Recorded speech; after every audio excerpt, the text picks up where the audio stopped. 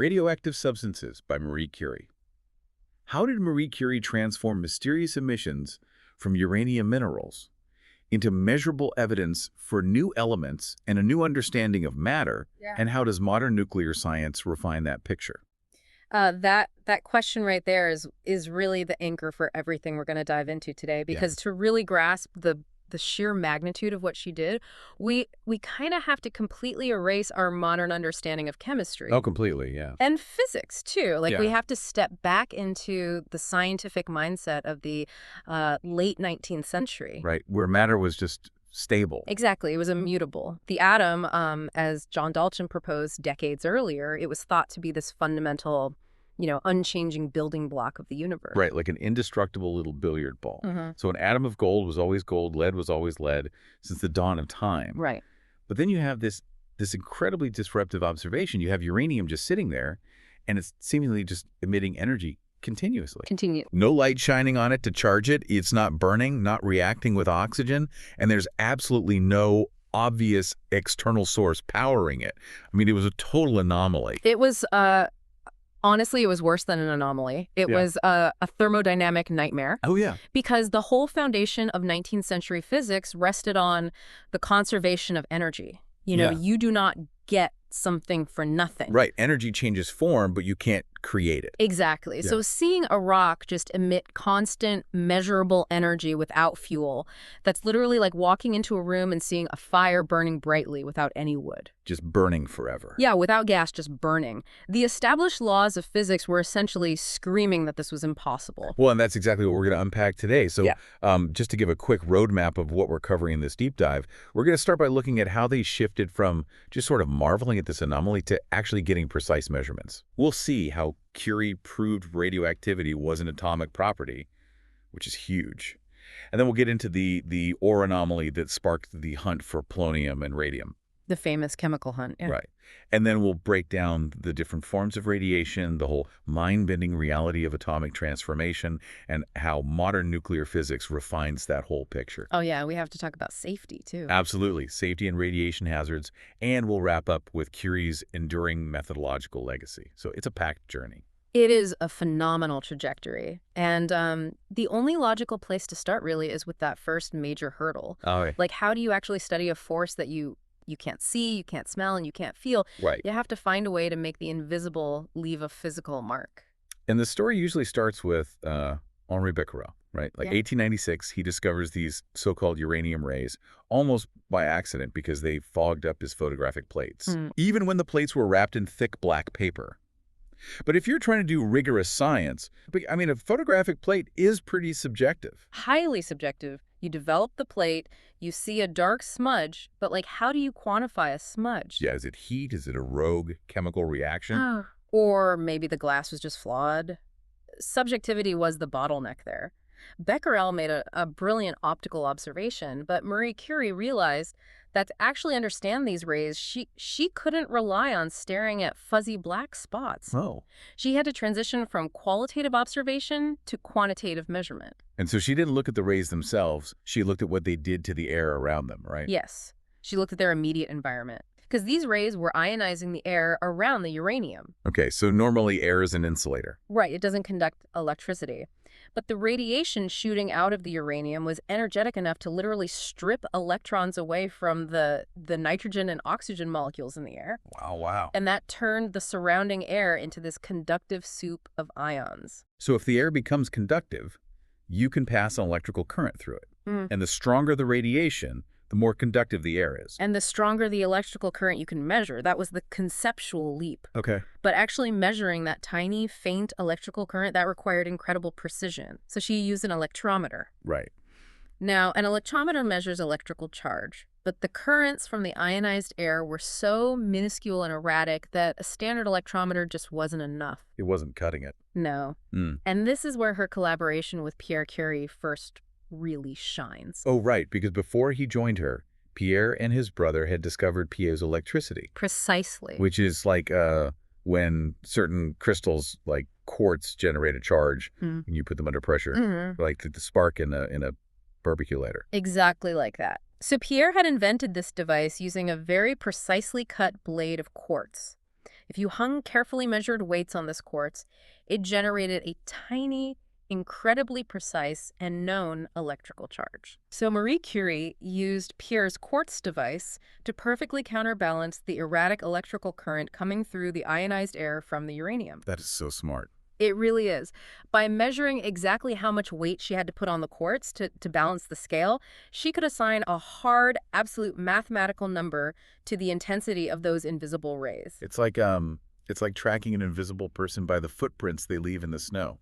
Can't see them, but you measure the depth of the footprint to calculate exactly how much they weigh. Yes, exactly. She converted a mystery into a tangible number. But wait, I have a mechanical question about that setup. If she's relying on the electrical conductivity of the air in a lab in Paris, air is incredibly fickle. Oh, yeah. Like the temperature fluctuates, the humidity goes up and down. How on earth did she know her readings were actually reliable and not just a spike in humidity? That is exactly what a rigorous scientist should ask. And honestly, it's what separates Curie from so many of her contemporaries. She didn't just take a reading and rush to publish a paper. She established incredibly strict baseline comparisons. She systematically measured the currents produced by pure uranium under various conditions. Okay. She also tested other known elements and discovered that thorium produced a similar ionizing effect. Oh, I didn't know that. Yeah, so by constantly testing her unknown samples against these known reference cases, her baselines of uranium and thorium, she could essentially mathematically subtract the environmental noise of the room. That's brilliant. She proved her measurements were reliable and reproducible. So once she has this tool, she starts testing everything. And this leads to a pretty fundamental question about the emission itself. Because even today, if you hand someone a radioactive rock, their first instinct is like, how do I stop it? Right, how do I turn it off? Like, what if I toss this uranium in a furnace? Or if I dump it in a vat of acid, will it stop emitting rays? It's a super intuitive assumption. Because we're so used to chemical reactions, if wood is burning, you throw water on it. If you want to speed up a reaction, you add heat. So Curie tested this extensively. She took uranium and she heated it, cooled it, pulverized it, dissolved it into liquid solutions. And what happened?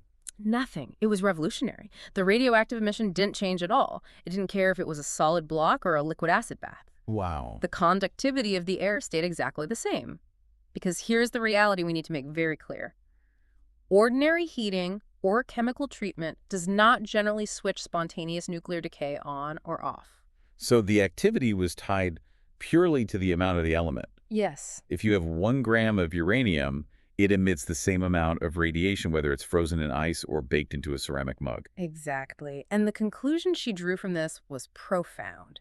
She proved that radioactivity was not an ordinary chemical reaction. It was an atomic property. Intrinsic to the atom itself. Right. Let's translate that to modern science real quick, because this touches on the architecture of the atom. Why doesn't chemistry affect the radiation? Because of where the action is happening. Chemical bonds, melting, dissolving, all that stuff only affects the outer electron shell of an atom. Okay, the surface. Surface level interactions. Oh. But radioactivity, that is happening deep, deep inside the nucleus. And the nucleus is heavily insulated from external chemical reactions. Yeah. To the nucleus, it literally does not matter what the electrons are doing on the outside. That makes so much sense. So that establishes a massive foundational rule for her research. Radiation is a mathematical atomic property tied directly to the quantity of the element. Yeah. But as soon as she establishes this ironclad rule, she measures something that completely breaks it. Yes, the anomaly. And, in science, anomalies are often seen as annoyances, but they are usually where the real treasure is buried. So what was the anomaly? She was measuring samples of pitchblende. It's this incredibly complex, messy uranium ore, basically a dense black mineral sludge pulled from mines in Joachimsthal. And when she measured it, she found it was significantly more active than the pure uranium she could extract from it. Right. Like up to 4 times more active. Think about what a profound puzzle that is. If uranium is the only source of the activity, and you have a rock that's 50% uranium. The rock should be 50% as active as pure uranium. Exactly. The rest of the rock is just dead dirt. But the pitchblende was registering activity levels far, far higher than its uranium content could possibly account for. And a lesser scientist might have just tapped the electrometer, assumed it was broken, and thrown out the data. Oh, absolutely. But she trusted her instrument. If the ore was more active than the uranium inside it, her logic dictated that there must be an entirely undiscovered, highly active element hidden inside that pitchblende. That is a bold claim Yeah. to say my electrical measurements are so precise, I can guarantee an invisible new element is in this dirt. It was audacious. But she trusted the data, and because she knew radioactivity was an atomic property, she realized she could use the activity itself as a tracer to find it. And this begins the chemical hunt, The hunt, yes. which we really need to linger on, because this is one of the most grueling feats of physical labor in the history of science. They couldn't just order a vial of the unknown element. No, they had to get tons of pitchblende residue, which was basically waste dirt from glassmaking, shipped by train to Paris. And they processed it in this abandoned, drafty dissection shed with a leaky roof. Freezing in winter, sweltering in summer. Just brutal conditions. It's Marie Curie, standing over boiling cauldrons, stirring vats of acid with an iron rod almost as big as she was, breathing toxic fumes. But the methodology behind the labor was elegant. It was fractional crystallization and precipitation. How does that work? So you take the raw ore and dissolve it in acid. Now you have a liquid with dozens of elements. How do you find the unknown one?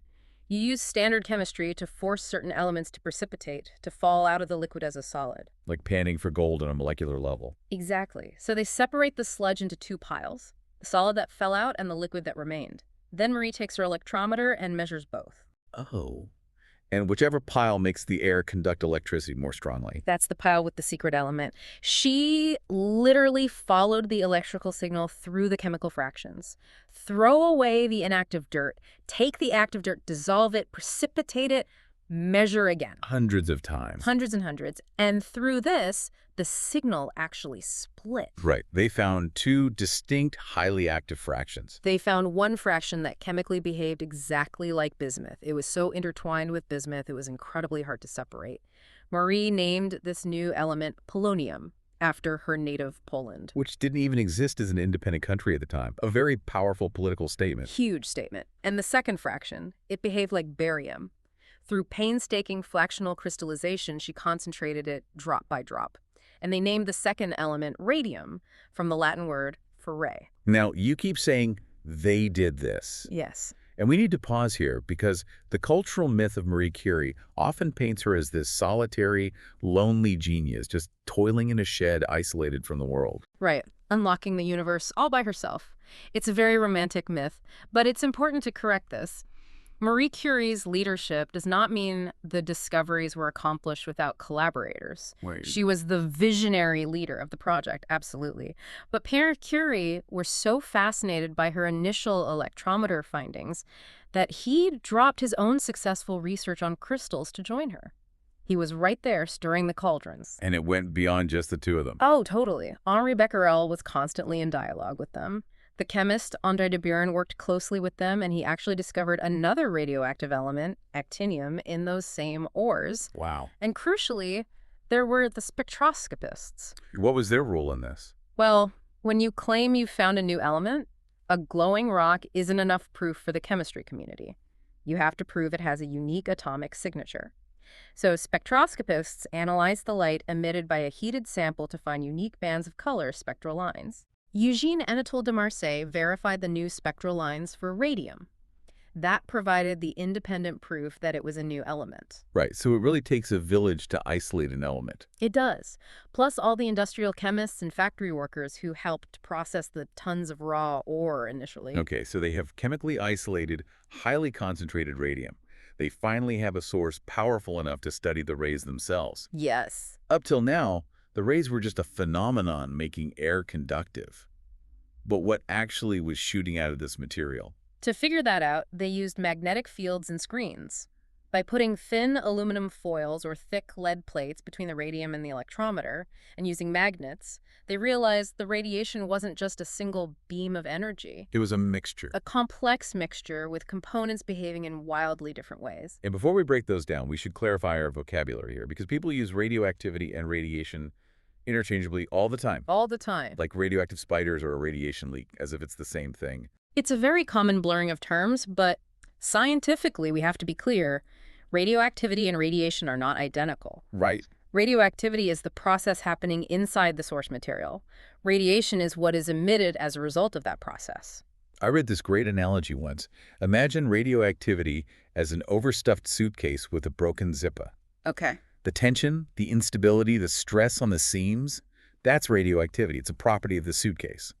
But when the zipper bursts and socks and shirts go shooting across the room and hit you in the face, the socks flying through the air, that is the radiation. That is a perfect visualization. Radioactivity is the unstable nucleus. Radiation is the stuff flying away from it. So what was flying out of their radioactive suitcase? They found 3 distinct types of emissions. Ernest Rutherford later labeled them alpha, beta, and gamma rays. And this leads to another huge point of confusion. People lump all radiation together and assume it all penetrates the body the same way. Which is incredibly dangerous. Alpha, beta, and gamma radiation do not have identical penetration or biological effects. Yeah. We have to look at what they physically are in modern terms. Okay, let's start with alpha. Alpha particles are heavy. They're essentially helium nuclei, 2 protons, 2 neutrons. Because they're massive on an atomic scale and have a positive charge, they interact heavily with matter. They act like a bowling ball rolling through a field of pins. Okay. They hit everything, dump their energy quickly, and stop easily. An alpha particle can literally be stopped by a piece of paper or the dead outer layer of your skin. So alpha is a heavy bowling ball. What about beta? Beta radiation is high-speed electrons or positrons, thousands of times smaller than alpha, single negative charge. If alpha is a bowling ball, beta is a golf ball hitting the pins. So it travels further. It penetrates deeper, maybe a few millimeters into skin or plastic, but it can still be stopped relatively easily by a sheet of aluminum. And gamma, that's the one that usually scares people. Gamma radiation is not a particle at all. No mass, no electrical charge. It's highly energetic electromagnetic radiation, basically an X-ray on steroids. Wow. If alpha is a bowling ball and beta is a golf ball, gamma is a laser beam shining through the bowling alley. It doesn't bounce off the pins, it passes right through them. So it's incredibly penetrating. It passes through the human body with ease. You need inches of dense lead or feet of concrete to absorb it. So their physical natures dictate that their penetration and effects are completely different. We'll talk specifically about those biological effects in modern safety in a bit. But while they were studying these rays, they noticed bizarre physical effects in the lab. Yeah. Like this radium was constantly generating heat. It was making surrounding materials like zinc sulfide, fluoresce, and glow in the dark. Which is wild to see. It was turning glass purple and paper brittle. Where was all this energy coming from? This terrified the classical physics community. Curie made a brilliant historical inference here.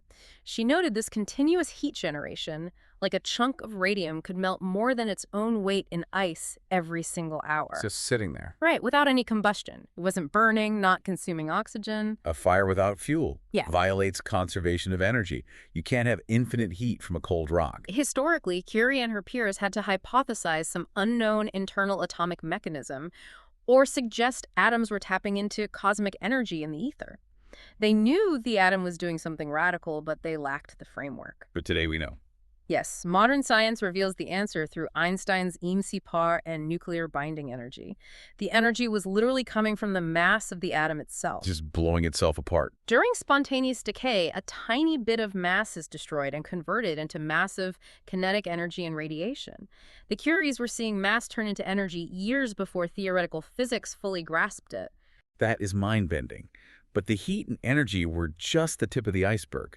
Because the most radical realization came from studying what happened to the radioactive sources over time and what happened to mundane objects near them. Yes, the emanations and induced activity. This is the pivot point where we shift from discovering a weird element to discovering a shocking new reality about matter itself. Right, so the Curies noticed radium appeared to release active emanations, which we now know were heavy radioactive gases. And even more bizarrely, they saw induced activity. If you put a piece of normal copper plate near radium, that copper plate temporarily became radioactive. And we must pause here. This creates a classic point of confusion that impacts how people view nuclear safety today. When the copper becomes radioactive, is the radiation infecting the copper? Yeah, like are the gamma rays altering the atomic structure of the copper and turning it into a radioactive element? Right, it's easy to assume that, like catching a cold from someone. But it is scientifically false. We have to clearly state, irradiation does not automatically mean radioactive contamination. What's the difference? Being hit by array radiation is like having a flashlight shined on you. When the flashlight turns off, you don't keep glowing. The gamma rays from the radium passing through the copper do not make the copper itself radioactive. Then why was the copper setting off the electrometer? Contamination. The radium decays and produces radon gas, the emanation. That radioactive radon gas physically drifts through the air and then decays into solid, microscopic radioactive isotopes like polonium and lead. Oh. And those newly formed atoms physically settle as an invisible layer of radioactive dust on the surface of the copper. Ah, so the copper atom hasn't changed at all. It just has a microscopic layer of highly active dirt sitting on it. Exactly. It's contamination, not an infection. You could wash the copper with acid, dissolve the dust, and the copper beneath is perfectly stable. Wow. But this observation led to the ultimate paradigm shift. They noticed that over time, the activity of certain isolated products diminished according to very specific, repeatable time patterns. And when other scientists, like Ernest Rutherford and Frederick Soddy, started looking closely at these emanations, they found helium physically associated with the radioactive decay of radium. Which is huge. Let's think about that logically. Radium is an element. Helium is an entirely different element. If helium is spontaneously coming out of the radium, that means the radium atom is breaking apart. That is atomic transmutation. It was intellectual heresy at the time. Because of alchemy. Right, you can't turn lead into gold. Dalton said the atom is indivisible, but these decay sequences suggested one chemically defined substance was literally transforming into another. The atom was not a static billiard ball. It was an unstable system capable of changing its identity. Which brings up the concept of a half-life. Yes. Because when people hear a radioactive isotope has a half-life of, say, 10 days, they visualize a ticking timer on a bomb. Or they think that after 10 days, the entire substance just vanishes. Both are common misunderstandings. We need to be very clear. Half-life does not mean every radioactive atom disappears after that interval. Nor does it mean an individual atom has a little internal clock counting down to zero. So if I can't use a stopwatch for a single atom, how does modern science frame it? It frames it around statistical probability within massive populations of unstable nuclei. A half-life is a purely statistical rule of the crowd. Okay. If you have a billion unstable atoms, the half-life is the time it takes for exactly half of them to decay. But you cannot predict which specific atom will decay or when one particular atom will pop. So an individual atom could decay in a millisecond or sit there for 10,000 years. Yes. Huh. It's like flipping a trillion coins. You know mathematically that about 50% will land on heads, but you have no idea what any single coin will do. It's probabilistic decay. And this realization of decay chains completely rewrote our understanding of the Earth. Because scientists realized uranium decays into thorium, which decays into radium, into radon, down through polonium, until it finally reaches a stable state as lead. And that beautifully explains the original anomaly. That explains why the pitch blende had so many different radioactive signatures and was so much more active than pure uranium. It wasn't just a rock, it was a geological snapshot of a massive, ongoing cascade of atomic transformation. Exactly. The uranium was breeding daughter elements right there in the dirt. It proved the Earth was a dynamic, changing environment on a subatomic level. Incredible. It is. But as we marvel at the elegance of this methodology, we do have to address the grim reality of working with this material. The power of the atom to release massive amounts of energy obviously has profound implications for biological matter. Right. We absolutely must discuss radiation hazards responsibly. Because the early days are often romanticized in pop culture. You're often. You hear these almost whimsical stories of Marie Curie carrying a glass vial of glowing radium in his pocket to show off at dinner parties. Or Marie keeping glowing tubes on her bedside table as a nightlight. It sounds magical until you understand what was actually happening to their cellular tissue. We cannot romanticize those unsafe historical practices. No. Remember that continuous energy deposition, melting ice every hour. That energy was depositing directly into their living cells. Breaking chemical bonds, shredding DNA. Yes, causing severe radiation burns. Pierre suffered agonizing sores on his chest simply from carrying that vial. Marie's hands were chronically inflamed, cracked, and scarred from physically handling concentrated polonium and radium without any modern shielding. And tragically, the realization of these dangers came too late. Marie Curie eventually died from aplastic anemia, a severe blood disease almost certainly brought on by decades of unshielded exposure. It's a heavy cost. So looking at how they worked then versus now, what does modern safety look like? If a scientist today handles pitch blende or radium, how do they survive it? Modern health physics is built on highly disciplined principles. The foundational triad for external radiation protection is time, distance, and shielding. Time, distance, shielding. First, you minimize the time spent near the source. Second, you maximize your distance because radiation intensity drops off exponentially the further away you move. The inverse square law. Exactly. And third, you use appropriate shielding. Thick lead glass for gamma rays, thick plastics for beta rays. Plus, continuous monitoring with personal dosimeters to track daily exposure. And this ties perfectly back to the types of radiation we discussed: alpha, beta, gamma, and the difference between irradiation and contamination. Because shielding yourself from an external gamma ray is one thing, but the internal risk is a fundamentally different and more terrifying scenario. Right. It is the critical difference between external and internal hazard. Let's go back to alpha radiation. A bowling ball. Right. It gets stopped easily by the dead layer of your skin. So externally, a pure alpha emitter like polonium is actually not a significant hazard. It can't penetrate to your vital organs. You could theoretically hold a sealed container of it safely. Right. But if you inhale polonium dust or ingest a microscopic flake or it gets into an open cut, now that alpha emitter is inside your body, sitting directly next to highly vulnerable living lung tissue or bone marrow, with no dead skin to protect it. Because alpha particles are so large and carry so much energy, when they hit a living cell at point-blank range from the inside, the biological damage is catastrophic. Irreparable DNA damage. Internalizing an alpha emitter is one of the most dangerous radiation hazards in existence. Which perfectly explains why modern nuclear facilities look the way they do. Heavily ventilated glove boxes, negative pressure rooms, hazmat suits, and obsessive contamination controls to ensure not a single speck of dust gets inside a worker. We have learned to respect the mechanics of the atom. So we have journeyed from an inexplicable smudge on a photographic plate through boiling vats of pitch blende in a freezing shed to the realization that the universe is made of transforming atoms right up to modern nuclear safety. It's a huge journey. Let's bring this all back to the central question. How did Marie Curie transform these mysterious emissions into a new understanding of matter? And how does modern science refine that picture? We have to answer this carefully, keeping our conclusions proportional to the evidence she actually gathered. We can't retroactively say she mapped the atomic nucleus, or understood the neutron, or envisioned nuclear fission. Right, she didn't have that data. She didn't. But what she did do was construct the enduring methodological legacy that made all of those modern discoveries possible. The architecture of her scientific method. Exactly. She detected an anomaly, a thermodynamic impossibility.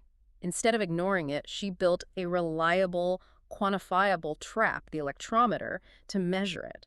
She followed that invisible signal through exhaustive chemical separation. She tested competing explanations, verifying everything against strict baselines. She turned a magical mystery into a rigorous, quantitative research program. She proved radioactivity was an atomic property, independent of its chemical state. And by isolating radium and polonium, she proved you could use invisible energy to discover entirely new forms of matter hiding in plain sight. Modern nuclear physics establishes the why, the unstable nuclei, isotopes, EMC-Ha. But Curie established the how. She proved the atom was not a silent, dead block. It was active, bursting with energy, and it could be interrogated. It's just an unparalleled intellectual achievement. Her discipline, refusing to jump to conclusions without mathematical data. It remains the absolute gold standard for how to navigate a scientific revolution. Well, this has been an incredible deep dive through one of the most foundational scientific texts in human history. Yeah. Before we sign off, I have a necessary note to share.